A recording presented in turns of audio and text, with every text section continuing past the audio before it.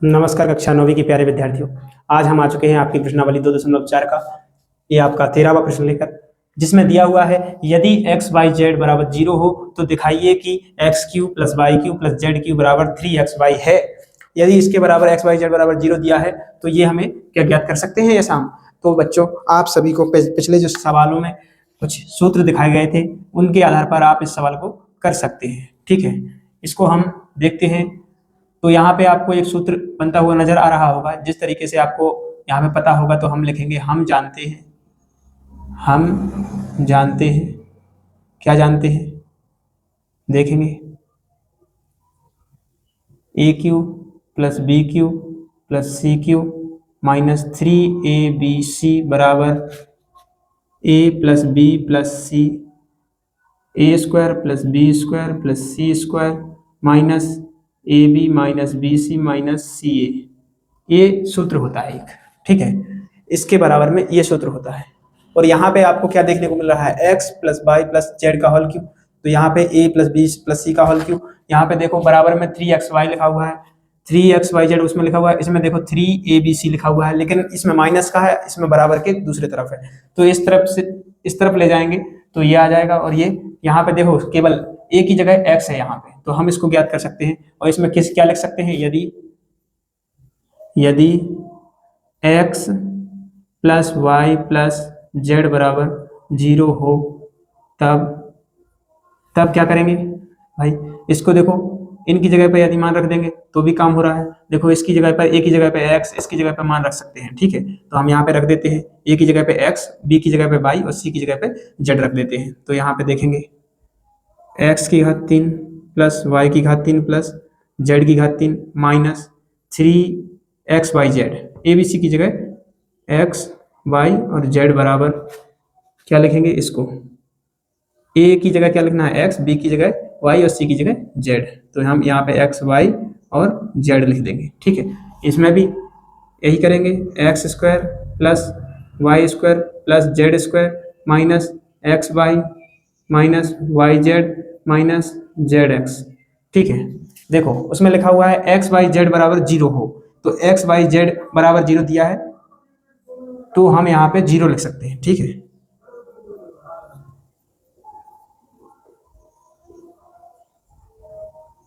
यहाँ पे x Y Z की जगह हमें 0 लिख देना है, तो हम यहाँ पे 0 लिख देंगे और इसको यहाँ पे पूरा लिख देंगे, x square plus y square plus z square और minus x y minus y z minus z x.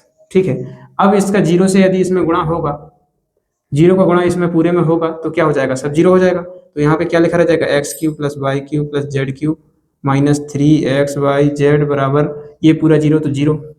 और यहाँ पे जब ये माइनस का है और इस तरफ जाएगा बराबर के इस तरफ तो क्या हो जाएगा प्लस का। तो यहाँ पे क्या बचेगा, x cube plus Y cube plus Z cube और बराबर 0 के इस तरफ जाएगा, 0 तरफ जाएगा तो माइनस के 3xy जो प्लस के 3xyz हो जाएंगे। आपको अच्छे से पता है। और हमें ज्ञात क्या करना था, दिखाइए कि यही तो हमें ज्ञात करना था, यही हमने ज्ञात कर लिया है, ये हमारा उत्तर हो गया या सिद्ध हो गया, कुछ भी मान सकते हैं। ठीक है, इस तरीके से सवाल को करना था।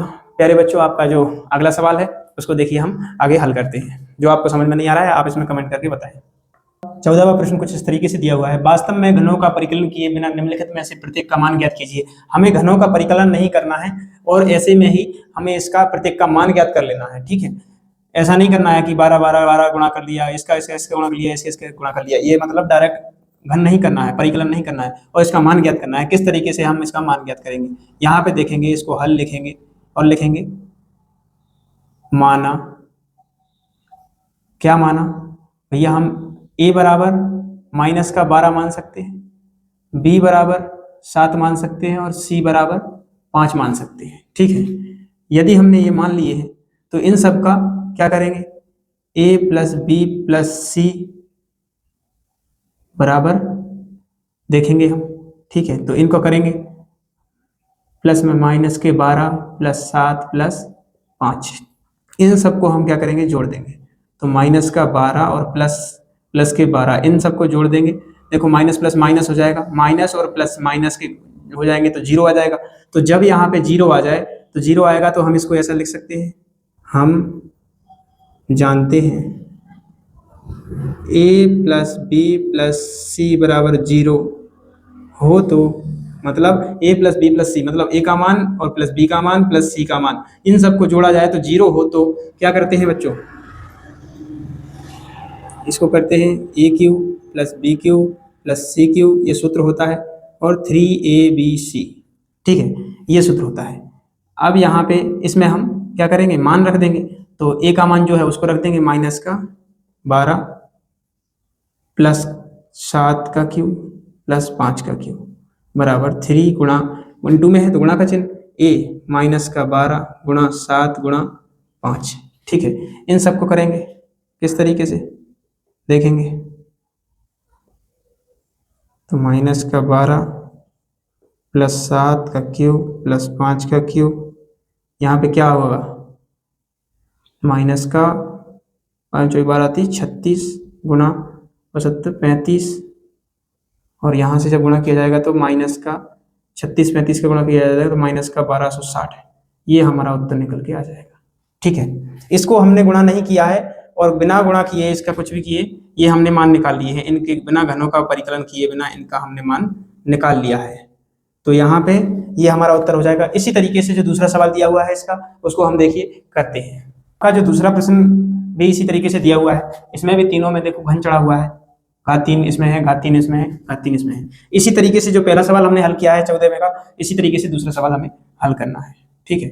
इसको भी हम इसी तरीके से हल करेंगे। हल माना, क्या माना बच्चों, ए बराबर 28, बी बराबर -15 दिया हुआ है और सी बराबर -13 दिया हुआ है।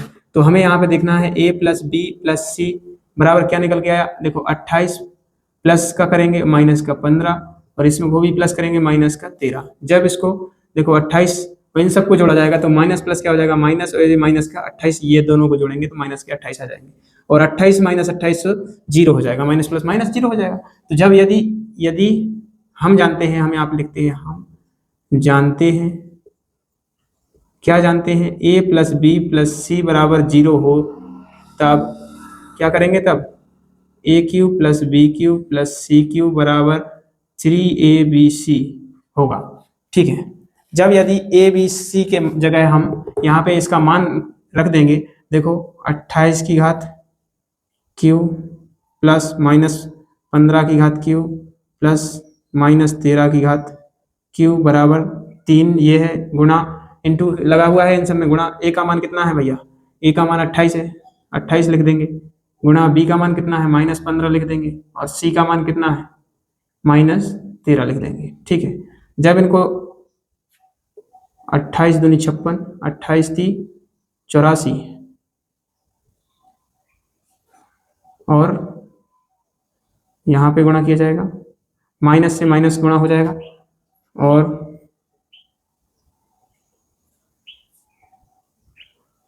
195, ठीक है, 195 इनका गुणा किया जाएगा, इन दोनों का जब गुणा किया जाएगा माइनस और माइनस प्लस हो जाएगा गुणा में, ठीक है, इसलिए ये लिखा गया -195 से इसमें गुणा किया जाएगा तो 16,380 इसका उत्तर आएगा, ठीक है। इसको ऐसा ही लिख सकते हैं यहाँ पे 28 की घात 3 प्लस -15 की घात 3 प्लस -13 की घात 3, ऐसा ही यहाँ पे लिखेंगे 28 की घात 3 प्लस -15 की घात 3 प्लस -13 की घात 3, इसका उत्तर निकल के ये आ गया। आपके जो सवाल है 14वें का ये हमारा हल हो चुका है। अगला जो आपका सवाल दिया हुआ है 15वें का, उसको देखिए हम बहुत अच्छे तरीके से हल करेंगे। जो आपको समझ में नहीं आ रहा है आप यहाँ पे कमेंट बॉक्स में बता सकते हैं, दोबारा करवाया जाएगा। और पहले जो आपका 2.4 का पहला प्रश्न है वहां से आप जाके जो पार्ट 1 है उससे आप जाके देखेंगे, तब जाके आपको ये सारे सवाल समझ में आएंगे। यदि आपने नहीं देखे हैं तो जाकर देखिए, ठीक है। धन्यवाद।